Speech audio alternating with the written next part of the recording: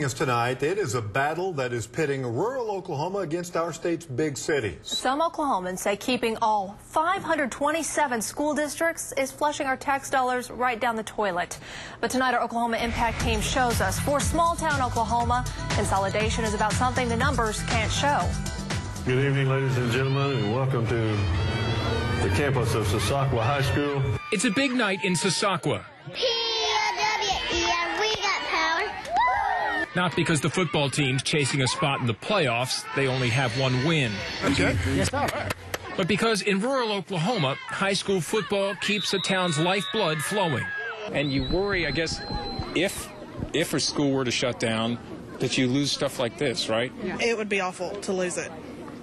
Just awful. To parents here and in other small towns, consolidation is a scary word because to them, it means schools will close. No more football games, longer bus rides, bigger schools, and less security for their kids. Our children feel safe here.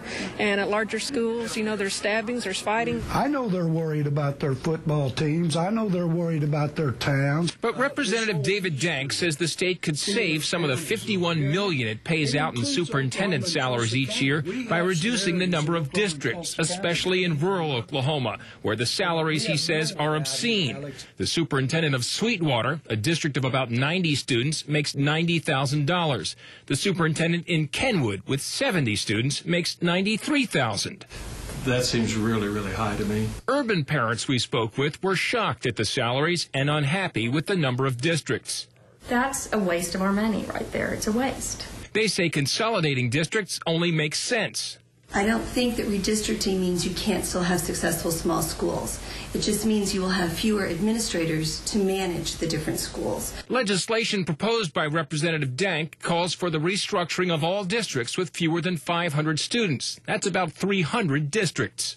We've got to take money out of administration and put it into the classroom where it belongs. I don't see how this is going to save money. Jim Matthews is superintendent in Sasakwa, a district of 260 students. He makes $96,000. He says the money's justified because he and other small district superintendents do several jobs.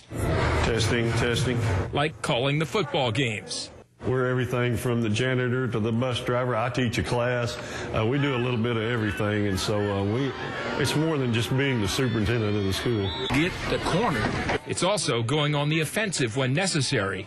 Third down, goal to go from the 17. Come on, Vikings! To protect what rural Oklahoma sees as a way of life. See the lights turned on in a small town, and it's just it's really just really good for the community. Under Dank's bill, districts would be restructured, but no schools could be closed for 5 years. After that, he says, a school would only close if it doesn't meet academic standards. If you have an opinion on this, let your lawmaker know. Go to the Oklahoma Impact page on our website. For Oklahoma Impact, I'm Alex Cameron.